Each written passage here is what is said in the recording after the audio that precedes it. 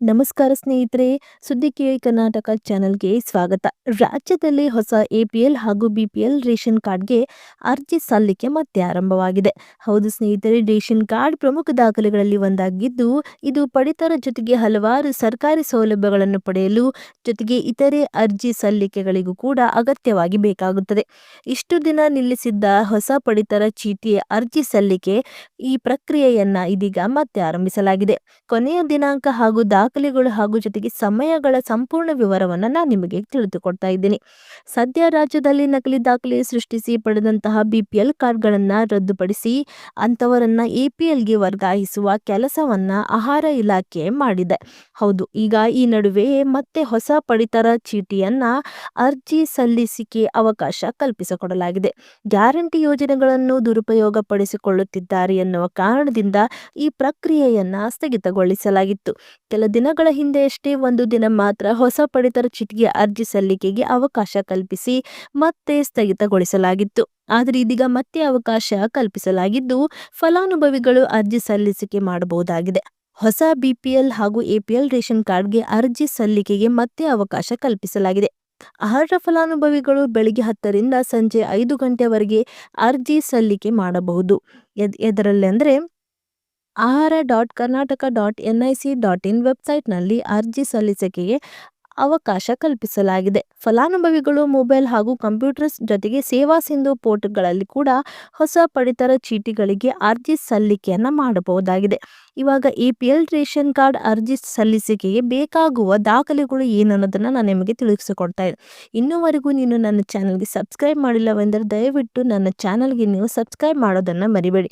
ಏಕೆಂದರೆ ಮುಂಬರುವ ಬಿಪಿಎಲ್ ಹಾಗೂ ಎಪಿಎಲ್ ರೇಷನ್ ಕಾರ್ಡ್ ಪ್ರಮುಖ ಅಪ್ಡೇಟ್ಗಳನ್ನು ನಾನು ನಿಮಗೆ ತಿಳಿಸಿಕೊಡ್ತೇನೆ. ಇದು ವೀಕ್ಷಕರೇ, ಬಿಪಿಎಲ್ ರೇಷನ್ ಕಾರ್ಡ್ ಅರ್ಜಿ ಸಲ್ಲಿಕೆಗೆ ಬೇಕಾಗುವ ದಾಖಲೆಗಳು ಹೀಗಿವೆ. ಎಲ್ಲಾ ಸದಸ್ಯರ ಆಧಾರ್ ಕಾರ್ಡ್, ಒಬ್ಬರ ಜಾತಿ ಮತ್ತು ಆದಾಯ ಪ್ರಮಾಣ ಪತ್ರ, ನ್ಯಾಯ ಬೆಲೆ ಅಂಗಡಿ ಸಂಖ್ಯೆ ಅಥವಾ ಪಕ್ಕದ ಮನೆಯವರ ರೇಷನ್ ಕಾರ್ಡ್. ಹೌದು, ಯಾರೆಲ್ಲ ಹೊಸ ಪಡಿತರ ಚೀಟಿಗೆ ಅರ್ಜಿ ಸಲ್ಲಿಸಬಹುದು ಎಂದರೆ ಅವರು ಕರ್ನಾಟಕದ ಖಾಯಂ ನಿವಾಸಿ ಆಗಿರಬೇಕು. ಜೊತೆಗೆ ಪಡಿತರ ಚೀಟಿ ಹೊಂದಿರದೇ ಇರುವವರು ಅರ್ಜಿ ಸಲ್ಲಿಸಬಹುದು. ಹೊಸದಾಗಿ ವಿವಾಹದ ನವದಂಪತಿಗಳು ಹೊಸ ಪಡಿತರ ಚೀಟಿಗೆ ಅರ್ಜಿ ಸಲ್ಲಿಸಬಹುದು. ಜೊತೆಗೆ ಕುಟುಂಬದ ಆದಾಯದ ಮೇಲೆ ಪಡಿತರ ಚೀಟಿ ಬಿಪಿಎಲ್ ಅಥವಾ ಎಪಿಎಲ್ ಎಂಬುದು ನಿರ್ಧಾರವಾಗಲಿದೆ. ಹೀಗೆ ರಾಜ್ಯ ಸರ್ಕಾರ ಪಡಿತರ ಚೀಟಿ ಬಗ್ಗೆ ಅಪ್ಡೇಟ್ ಮಾಹಿತಿಯನ್ನು ನೀಡುತ್ತೆ. ಹಾಗೆ ಪಡಿತರ ಚೀಟಿದಾರರು ಹೆಸರು ತಿದ್ದುಪಡಿ ಅಂದ್ರೆ ಹೊಸ ಸದಸ್ಯರ ಸೇರ್ಪಡೆ, ವಿಳಾಸ ಬದಲಾವಣೆ ಹಾಗೂ ಹೆಸರು ತೆಗೆದುಹಾಕಲು ಇದಕ್ಕೆ ಅವಕಾಶ ಕಲ್ಪಿಸಿಕೊಟ್ಟಿದೆ. ಹೌದು ಸ್ನೇಹಿತರೆ, ನಿಮ್ಮ ಕುಟುಂಬದ ಇತರೆ ಸದಸ್ಯರ ಸೇರ್ಪಡೆ ಅವಕಾಶ ಕಲ್ಪಿಸಲಾಗಿದೆ. ಹೌದು ವೀಕ್ಷಕರೇ, ನೀವು ಕೂಡ ಏನಾದರೂ ನಿಮ್ಮ ಮಾಹಿತಿಯನ್ನ ನೀವು ಚೇಂಜ್ ಮಾಡಿಸಬೇಕಾದ್ರೆ ನೀವು ಕೂಡ ಅರ್ಜಿಯನ್ನ ಸಲ್ಲಿಸಬಹುದು. ಹೌದು ವೀಕ್ಷಕರೇ, ಜೊತೆಗೆ ರೇಷನ್ ಕಾರ್ಡ್ ತಿದ್ದುಪಡಿ ಕಾರ್ಯ ಅಕ್ಟೋಬರ್ 4, 2025 ಆರಂಭವಾಗಿದ್ದು ಇದು ಮಾರ್ಚ್ 31, 2026 ಅವಕಾಶ ಕಲ್ಪಿಸಿಕೊಡಲಾಗಿದೆ. ಪ್ರತಿದಿನ ಬೆಳಗ್ಗೆ 10 ರಿಂದ ಸಂಜೆ 5 ಗಂಟೆಯವರೆಗೆ ಅರ್ಜಿ ಸಲ್ಲಿಕೆ ಮಾಡಬಹುದಾಗಿದೆ. ನೀವು ಕೂಡ ಏನಾದರೂ ತಿದ್ದುಪಡಿಯನ್ನ ಮಾಡಿಸಬೇಕಾದ್ರೆ ಈಗಲೇ ನೀವು ಮಾಡಿಸಬಹುದು ಸ್ನೇಹಿತರೆ. ಇನ್ನು ಮತ್ತೊಂದೆಡೆಯಲ್ಲಿ ರೈತರಿಗೆ ಗುಡ್ ನ್ಯೂಸ್ ಕೊಟ್ಟ ಕೇಂದ್ರ ಸರ್ಕಾರ. ಈ ದಿನದಂದು ನಿಮ್ಮ ಖಾತೆಗೆ ಸೇರಲಿದೆ ಪಿಎಂ ಕಿಸಾನ್ ಹಣ. ಹೌದು ವೀಕ್ಷಕರೇ, ಪ್ರಧಾನ ಮಂತ್ರಿ ಕಿಸಾನ್ ಸಮ್ಮಾನ್ ನಿಧಿ ಯೋಜನೆ ಹಣಕ್ಕಾಗಿ ಕಾಯುತ್ತಿರುವ ರೈತರಿಗೆ ಕೇಂದ್ರ ಸರ್ಕಾರ ಶುಭ ಸುದ್ದಿ ನೀಡಿದೆ.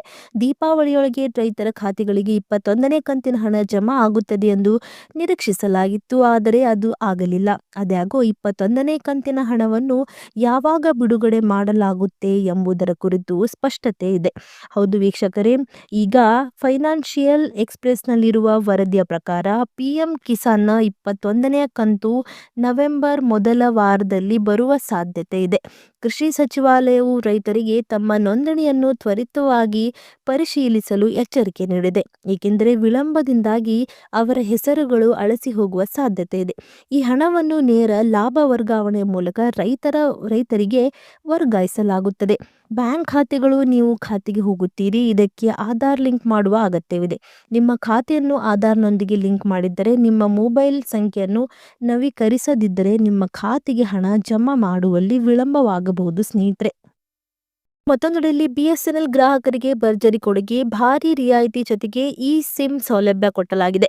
ಹೌದು ವೀಕ್ಷಕರೇ, ಭಾರತ ಸಂಚಾರ ನಿಗಮ ಲಿಮಿಟೆಡ್ ವತಿಯಿಂದ ದೀಪಾವಳಿ ಹಬ್ಬದ ಅಂಗವಾಗಿ ಅಕ್ಟೋಬರ್ 18ರಿಂದ ನವೆಂಬರ್ 18ರವರೆಗೆ ಒಂದು ತಿಂಗಳ ಸೀಮಿತ ಅವಧಿಗೆ ದೀಪಾವಳಿ ಬೋನಾನ್ಸಾ 2025 ಸೇವೆ ನೀಡುತ್ತಿದ್ದು, ಗ್ರಾಹಕರು ರಿಯಾಯಿತಿ ದರದಲ್ಲಿ ಸೇವೆ ಪಡೆದುಕೊಳ್ಳುವಂತೆ ತಿಳಿಸಲಾಗಿದೆ. ಎಫ್ಆರ್‌ಸಿ ಒಂದು ಯೋಜನೆಯ ಮೂಲಕ ಗ್ರಾಹಕರು ರೂಪಾಯಿ 1ಗೆ 4 GB ಸೇವೆ ಪಡೆಯಬಹುದು. ಈ ಪ್ಲಾನ್‌ನಲ್ಲಿ ಅನಿಯಮಿತ ಧ್ವನಿ ಕರೆ, 2 GB ಡೇಟಾ ಜೊತೆಗೆ ದಿನದ ನಂತರ ವೇಗವನ್ನು 40 kbps ಮತ್ತು 100 SMS ಜೊತೆಗೆ ಈ ಸೌಲಭ್ಯವನ್ನು ನೀವು ಪಡೆಯಬಹುದು. ಜೊತೆಗೆ ನಿಮಗೆ ಕೂಡ ಇ ಸಿಮ್ ಸೌಲಭ್ಯವನ್ನು ಕೂಡ ಕೊಡಲಾಗಿದೆ. ಬಿಎಸ್ಎನ್ಎಲ್ ಇ ಸಿಮ್ ಸೌಲಭ್ಯ ಪರಿಚಯಿಸಿದ್ದು, ಈ ಸೌಲಭ್ಯ ಪಡೆಯಲು ಹೊಂದಾಣಿಕೆಯ ಮೊಬೈಲ್ ಹ್ಯಾಂಡ್ ಸೆಟ್ ಅಗತ್ಯ. ಹೌದು, ಎಲ್ಲಾ ಗ್ರಾಹಕರು ಕೂಡ http://selfcare.bsnl.coin ಆನ್ಲೈನ್‌ನಲ್ಲಿ ಬಿಲ್ ಪಾವತಿಸುವ ಮೂಲಕ ಸೌಲಭ್ಯವನ್ನು ನೀವು ಪಡೆಯಬಹುದು ಸ್ನೇಹಿತರೆ. ಮತ್ತೊಂದೆಡೆಯಲ್ಲಿ ಬಂಗಾರದ ಪ್ರಿಯರಿಗೆ ಮತ್ತೆ ಶಾಕ್, ಚಿನ್ನದ ಬೆಲೆ ಹೊಸ ದಾಖಲೆ. ಹೌದು ಸ್ನೇಹಿತರೆ, ಚಿನ್ನದ ಬೆಲೆಯಲ್ಲಿ ನಿರಂತರವಾಗಿ ಏರಿಳಿತ ಮುಂದುವರೆದಿದೆ. ಕಳೆದ ಕೆಲವು ದಿನಗಳಿಂದ ಚಿನ್ನದ ಬೆಲೆಯು ಇಳಿಕೆಯ ಹಾದಿಯಲ್ಲಿತ್ತು. ಆದರೆ ಇದೀಗ ಚಿನ್ನದ ಬೆಲೆಯು ಏಕಾಏಕಿ ಏರಿಕೆ ಕಂಡಿದ್ದು, ಚಿನ್ನ ಪ್ರಿಯರಿಗೆ ಮತ್ತೆ ನಿರಾಸೆ ಮೂಡಿದೆ. ಹೌದು, ಇಂದು ಚಿನ್ನದ ಪ್ರಿಯರಿಗೆ ಮತ್ತೆ ಶಾಕ್ ಅನ್ನು ನೀಡಿದೆ. ಬಂಗಾರದ ಬೆಲೆ ಯಾವ ರೀತಿ ಬದಲಾಗುತ್ತಿದೆ ಎನ್ನುವುದನ್ನು ಅಂದಾಜು ಮಾಡದಷ್ಟು ವ್ಯತ್ಯಾಸ ಆಗುತ್ತಿದೆ. ಇಂದು 18 ಕ್ಯಾರೆಟ್ ಚಿನ್ನದ 1 ಗ್ರಾಮ್ ಚಿನ್ನದ ಬೆಲೆಯು ಕೂಡ 9,400 ರೂಪಾಯಿ ಆಗಿದೆ. ಅಂದ್ರೆ ಇನ್ನು 10 ಗ್ರಾಮ್ ಚಿನ್ನದ ಬೆಲೆ 94,090 ರೂಪಾಯಿ ಆಗಿದೆ. ನಿನ್ನೆಗೆ ಹೋಲಿಕೆ ಮಾಡಿದ್ರೆ 1 ಗ್ರಾಮ್ ಚಿನ್ನದ ಬೆಲೆ 28 ರೂಪಾಯಿ ಹಾಗೂ 10 ಗ್ರಾಮ್ಗೆ 280 ರೂಪಾಯಿ ಹೆಚ್ಚಳ ಕಂಡಿದೆ. ಅದೇ ರೀತಿಯಾಗಿ 22 ಕ್ಯಾರೆಟ್ ಚಿನ್ನದ ಬೆಲೆಯಲ್ಲಿ ಕೂಡ ಭರ್ಜರಿ ಹೆಚ್ಚಳವಾಗಿದೆ.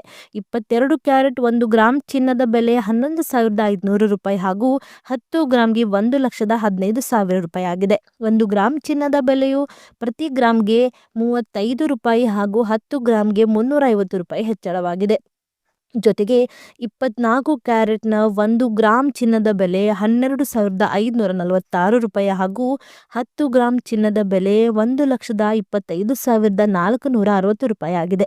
1 ಗ್ರಾಮ್ 24 ಕ್ಯಾರೆಟ್ ಚಿನ್ನದ ಬೆಲೆ 38 ರೂಪಾಯಿ ಹಾಗೂ 10 ಗ್ರಾಮ್ಗೆ 380 ರೂಪಾಯಿ ಹೆಚ್ಚಳವಾಗಿದೆ. ಚಿನ್ನದ ಬೆಲೆ ಏರಿಕೆ ನಡುವೆ ಬೆಳ್ಳಿಯ ಬೆಲೆಯು ಭರ್ಜರಿ ಇಳಿಕೆಗೊಂಡಿದೆ. ಇತ್ತೀಚಿನ ದಿನಗಳಲ್ಲಿ ಬೆಳ್ಳಿಯ ಬೆಲೆಯು ಕೂಡ ಹೆಚ್ಚಳವಾಗುತ್ತಿತ್ತು. ಇದೀಗ ಬೆಳ್ಳಿ ಬೆಲೆಯಲ್ಲಿ ಭರ್ಜರಿ ಇಳಿಕೆ ಕಂಡಿದೆ.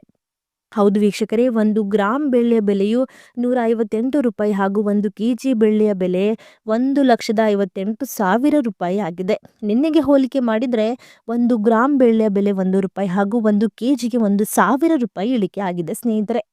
ಇನ್ನು ರಾಜ್ಯದ ಪೊಲೀಸ್ ಪದಗಳಿಗೆ ಹೊಸ ಟೋಪಿ. ಅಕ್ಟೋಬರ್ 18ರಂದು ಪೇ ಕ್ಯಾಪ್ ವಿತರಣೆಗೆ ರಾಜ್ಯ ಸರ್ಕಾರ ಆದೇಶ ನೀಡಿದೆ. ಹೌದು ವೀಕ್ಷಕರೇ, ರಾಜ್ಯದ ಪೊಲೀಸ್ ಸಿಬ್ಬಂದಿಗಳಿಗೆ ಅಕ್ಟೋಬರ್ 28ರಂದು ಪೇ ಕ್ಯಾಪ್ ವಿತರಣೆಗೆ ರಾಜ್ಯ ಸರ್ಕಾರವು ಅಧಿಕೃತ ಆದೇಶ ಹೊರಡಿಸಿದೆ.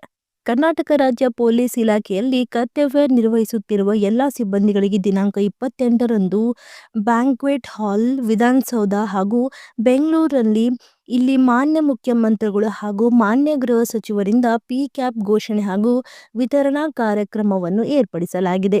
ಆದುದರಿಂದ ಎಲ್ಲ ಕಮಿಷನರೇಟರ್ ಹಾಗೂ ಜಿಲ್ಲೆಗಳಿಂದ ತಲಾ ಒಬ್ಬರು ಪಿಸಿ ಅಥವಾ ಎಚ್ಸಿಗಳನ್ನು ಸದರಿ ಕಾರ್ಯಕ್ರಮಕ್ಕೆ ನಿಯೋಜಿಸಿ ಸದರಿಯವರು ದಿನಾಂಕ 27ರಂದು ಬೆಳಿಗ್ಗೆ 9 ಗಂಟೆಗೆ ಡಿಸಿಪಿ ಜೊತೆಗೆ ವಿಧಾನಸೌಧ ಸೆಕ್ಯೂರಿಟಿ ಬೆಂಗಳೂರು ಇವರ ಮುಂದೆ ವಿಧಾನಸೌಧ ಬ್ಯಾಂಕ್ವೆಟ್ ಹಾಲ್ನಲ್ಲಿ ವರದಿ ಮಾಡಿಕೊಳ್ಳುವಂತೆ ನಿರ್ದೇಶನ ನೀಡಿ ಕಳುಹಿಸಲು ಸೂಚಿಸಲಾಗಿದೆ. ಇನ್ನು ಕೊನೆಯದಾಗಿ, ರಾಜ್ಯದಲ್ಲಿ ಹತ್ತಿ ಬೆಳೆಯುವಂತ ರೈತರು ಸಂಕಷ್ಟಕ್ಕೆ ಸಿಲುಕಿದ್ದಾರೆ. ಖರೀದಿ ಬೆಲೆಯನ್ನು 45,000ಕ್ಕೆ ನಿಗದಿಪಡಿಸುವುದೇ ಕಾರಣ. ಈ ಬೆಲೆಯನ್ನು 60,000ಕ್ಕೆ ಹೆಚ್ಚಿಸುವಂತೆ ರಾಜ್ಯ ಸರ್ಕಾರಕ್ಕೆ ಕೇಂದ್ರ ಸಚಿವ ಎಚ್.ಡಿ. ಕುಮಾರಸ್ವಾಮಿ ಪತ್ರ ಬರೆದು ಆಗ್ರಹಿಸಿದ್ದಾರೆ. ಈ ಕುರಿತಂತೆ ರಾಜ್ಯ ಸರ್ಕಾರದ ಅಪರ ಪ್ರಮುಖ ಕಾರ್ಯದರ್ಶಿ ಉಮಾ ಮಹಾದೇವ್ ಅವರಿಗೆ ಕೇಂದ್ರ ಸಚಿವ ಎಚ್.ಡಿ. ಕುಮಾರಸ್ವಾಮಿ ಪತ್ರ ಬರೆದಿದ್ದಾರೆ. ಹೌದು, ದಿನಗೂಲಿ ಕಾರ್ಮಿಕರ ವೇತನ, ರಸಗೊಬ್ಬರದ, ಕೀಟನಾಶಕ ಮತ್ತು ಕೃಷಿ ವಸ್ತುಗಳ ಬೆಲೆಗಳು ರೈತರ ಬದುಕಿಗೆ ಹೊರೆಯಾಗಿರುವುದರಿಂದ ಸದರಿ ಬೆಲೆಯನ್ನು ₹60,000ಗಳಿಗೆ ನಿಗದಿ ಮಾಡುವಂತೆ ವಿನಂತಿಸಿದ್ದಾರೆ. ಈ ಸಂಬಂಧ ಪರಿಶೀಲಿಸಿ ಅವರ ವಿನಂತಿಯ ಬಗ್ಗೆ ಅಗತ್ಯ ಕ್ರಮ ಕೈಗೊಳ್ಳಲು ಸಂಬಂಧವರಿಗೆ ಸೂಚಿಸಬೇಕೆಂದು ವಿನಂತಿಸಲಾಗಿದೆ. ಕೇವಲ 500 ರೂಪಾಯಿಗೆ LPG ಸಿಲಿಂಡರ್ ಗ್ರಾಹಕರ ಕೈ ಸೇರಲಿದೆ. ಏನಿದು ಹೊಸ ಸುದ್ದಿ, ಬನ್ನಿ ಸ್ನೇಹಿತರೆ ನೋಡೋಣ. ಗೃಹ ಬಳಕೆಯ LPG ಸಿಲಿಂಡರ್ ಬಳಕೆದಾರರಿಗೆ ಭರ್ಜರಿ ಗುಡ್ ನ್ಯೂಸ್ ಸಿಕ್ಕಿದೆ. ಕೇಂದ್ರ ಸರ್ಕಾರವು ಪ್ರಧಾನಮಂತ್ರಿ ಉಜ್ವಲ್ ಯೋಜನೆಯಡಿ 25 ಲಕ್ಷ ಹೆಚ್ಚುವರಿ LPG ಸಂಪರ್ಕಗಳನ್ನು ಮಂಜೂರು ಮಾಡಿದೆ. ಇದರಿಂದಾಗಿ ಪ್ರಧಾನಮಂತ್ರಿ ಉಜ್ವಲ್ ಯೋಜನೆ ಚಂದಾದಾರರು ಒಟ್ಟು ಸಂಖ್ಯೆಯನ್ನು 10 ಲಕ್ಷ ಎಂದು ಅಂದಾಜಿಸಲಾಗಿದೆ. ಕಳೆದ ಜುಲೈ ಹೊತ್ತಿಗೆ ದೇಶಾದ್ಯಂತ 10 ಕೋಟಿಗೂ ಹೆಚ್ಚು ಸಂಪರ್ಕಗಳನ್ನು ವಿತರಿಸಲಾಗಿದ್ದು, ಇದು ವಿಶ್ವದ ಅತಿ ದೊಡ್ಡ ಶುದ್ಧ ಇಂಧನ ಉಪಕ್ರಮಗಳಲ್ಲಿ ಒಂದಾಗಿದೆ. ಅಲ್ಲದೆ ಈಗ LPG ಸಿಲಿಂಡರ್ ಕೇವಲ 500 ರೂಪಾಯಿಗೆ ಗ್ರಾಹಕರ ಕೈ ಸೇರಲಿದೆ. ಅದು ಹೇಗೆ ಅನ್ನೋ ಸಂಪೂರ್ಣ ವಿವರವನ್ನು ನಾನು ನಿಮಗೆ ಹೇಳ್ತೀನಿ. ಕೇಂದ್ರ ಸರ್ಕಾರ 25 ಲಕ್ಷ ಹೆಚ್ಚುವರಿ ಅಡಿಗೆ ಅನಿಲ ಸಂಪರ್ಕಗಳನ್ನು ನಿರ್ದಿಷ್ಟವಾಗಿ ಪ್ರಧಾನಮಂತ್ರಿ ಉಜ್ವಲ್ ಯೋಜನೆಯಡಿಯಲ್ಲಿ 2025 ಮತ್ತು 26ನೇ ಸಾಲಿನ ಹಣಕಾಸು ವರ್ಷಕ್ಕೆ ಮಂಜೂರು ಮಾಡಿದೆ. ಇದು ಮಹಿಳಾ ಸಬಲೀಕರಣದತ್ತ ಒಂದು ಮಹತ್ವದ ಹೆಜ್ಜೆ ಎಂದು ಹೇಳಿದೆ. ಈ ಹೆಚ್ಚುವರಿ ಸಂಪರ್ಕಕ್ಕಾಗಿ ಸರ್ಕಾರವು 670 ಕೋಟಿ ರೂಪಾಯಿ ಹಂಚಿಕೆ ಮಾಡಿದೆ. ಹೀಗಾಗಿ ಸದ್ಯದಲ್ಲೇ LPG ದರವು ಕಡಿಮೆಯಾಗುವ ಸಾಧ್ಯತೆ ಇದೆ ಎಂದು ಕೂಡ ಮಾಧ್ಯಮಗಳು ವರದಿ ಮಾಡಿದೆ. ಮಾಹಿತಿ ಇಷ್ಟವಾಗಿದ್ದರೆ ನನ್ನ ಚಾನಲ್ಗೆ ಸಬ್ಸ್ಕ್ರೈಬ್ ಮಾಡೋದನ್ನು ಮರಿಬೇಡಿ.